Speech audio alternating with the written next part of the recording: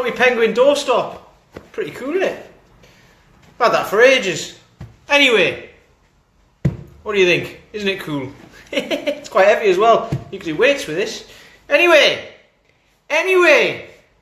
the penguin is nothing to do with it. So, who's on? Anton, Merlin! Hey, Merlin the Magician, how's it going? Claire's on, Andre's on. How are you doing? It says there's 5 people on and I can only see 4 yet. Anyway, that doesn't matter. Say hi, give us a shout, like, share, all that caper. I'm on the floor again, because I wasn't yesterday.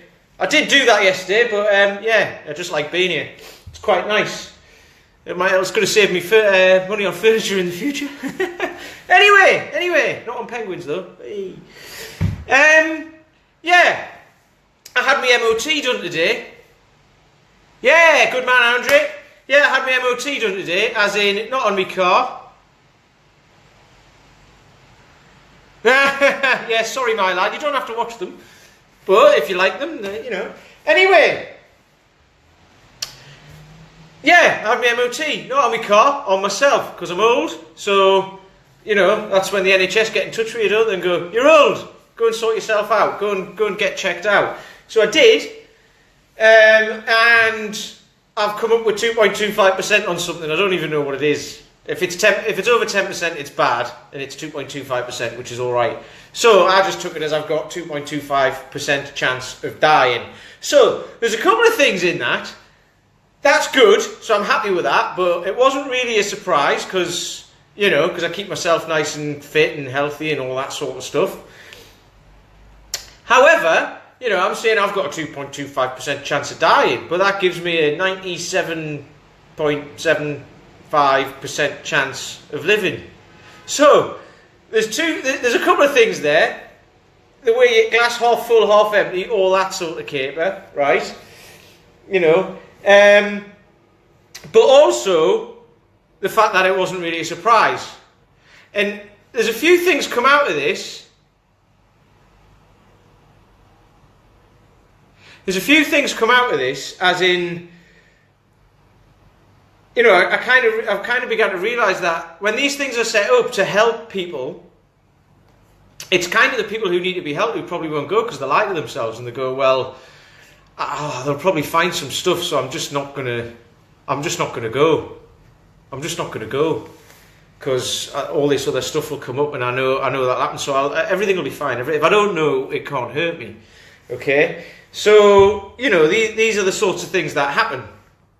And people hide from it and lie to themselves, which is why people end up in the situations that they do and then need to be on pills for lots of different things, for blood pressure and cholesterol and all that sort of stuff. And I'll go into that in a minute, actually, because the nurse who did the test for me said something and I don't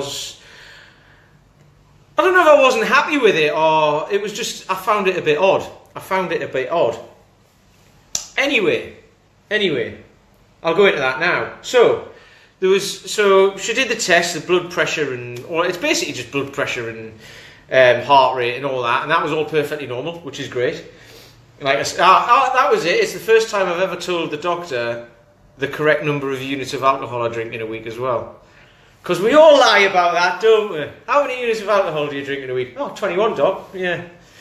You always say that, and it's probably more. However, it was the same. I said, I think I went to see that. I haven't been to the doctors for years. They didn't have much stuff on me, but they said the last time you came in, you said you drank 20 units of alcohol. That was 10 years ago, so that was when I was 30.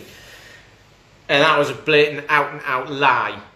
It was an out-and-out lie. I was drinking way more than that. I was working as a trader, for God's sake, so I was drinking tons. I was out like 3-4 nights a week, getting spannered. And I mean spannered. So yeah, that was like way underestimated. However, it stayed the same this time. And 20's still it's actually quite a lot, but now I drink more for pleasure rather than getting shit-faced, because it's just much nicer. Anyway. So that was one thing, lying to ourselves. So 10 years ago, I was lying to the doctor and lying to myself. So how the hell am I meant to expect help from a doctor or anybody in a profession if I don't tell the truth? So that's one thing. The other thing was, everything was nice. Everything was, there was no surprises. They've took my blood for my cholesterol, so I'll get that back on Tuesday or whatever. So that'll be interesting, because it was, the last time I had it done, it was a little bit high. Nothing major, but we'll see what it is this time. If it's still high, I don't know what I could do, because of the way I live my life, and I do drink and I do eat. Well, I eat relatively healthily, but I do eat some bad stuff here and there. So what do I have to do? What do I have to do? Anyway, I'll cross that bridge when it happens. However, so the nurse said to me, she was like, right, everything's fine. But then she started going about statins. Now, statins are drugs that'll help you lower cholesterol. And she was kind of saying, okay, you're 40 now, but when you get to 45, so I'll get another test when I'm 45, and then another one when I'm fit, and then you do it for every 5 years. She was like, in 10 years' time or something, you'll probably need statins. And I was like, hang on, you just said everything's really good. And now you're telling me in the future I'm going to be fucked. So that's not a good way to look at stuff, is it? It's like, hang on, what I'm trying to do is prolong my life by living healthily and all that. And what she's, she wasn't obviously trying to do this. She must have to, they must have like a script that they go through. But I was thinking, like, that's a bit weird. That is a bit weird. So you're basically saying everything I'm doing now doesn't really matter, because in a few years' time I'm going to need pills to keep me alive. She started going on about, like, if the cholesterol does come back high, then you might need to have a look at this sort of stuff. I told me you might need to have a look at this sort of stuff, and I was like, I'm doing everything within my power to do this for me. I'm doing everything within my power to help other guys, to help you lot with all of this as well. And I'm kind of being told by somebody who should know better that it's not really worthwhile. So that just made me want to do this even more, to be honest. So I'm going to crack on, don't worry. But yeah, it just made me want to do it even more. So I'm going to. So, just a quick one basically. If you're at that stage and you've got a health check coming up, go and have it. Because it doesn't take really long. You'll get an idea of where you're at, and then you'll know what you need to work on. If your blood pressure's high, if your cholesterol's high, if if you've got a high resting heart rate, all of that sort of stuff. If that's all stuff, it'll be stuff to do with, it's probably mostly to do with the fact that you might be inactive, you might not be moving around very much, you might, you'd be sitting on the sofa a lot, you might, it could be just something to do that, you drive a lot to work and sit at a desk all day. Even if you are quite active, you might still sit at a desk 8 hours a day and then go and do something in the gym in the evening. Sitting at a desk 8 hours a day isn't going to help either. So it's just lifestyle. It's lifestyle. And I know the other thing was as well, she looked and said, she goes, do you know what weight you are? I know exactly what weight I am. I don't weigh myself all the time, but I know where I'm at. So I told her, and she goes, oh, that's good, you're exactly the same weight as you were 10 years ago. And I was like, yeah, but it's made up of different stuff. 10 years ago, I was probably a little bit softer, shall we say, and I probably had an extra couple of things about here. I had a lovely pair, but I weigh the same as I do now, except for now, I just said my body composition will be totally different now, so I weigh exactly the same, except I feel a lot better now. So that's another little lesson for you. It's not about the weight. You follow the weight on the scales and it doesn't mean anything. I'm a shitload healthier now than I was 10 years ago, and I weigh exactly the same because I've got more muscle.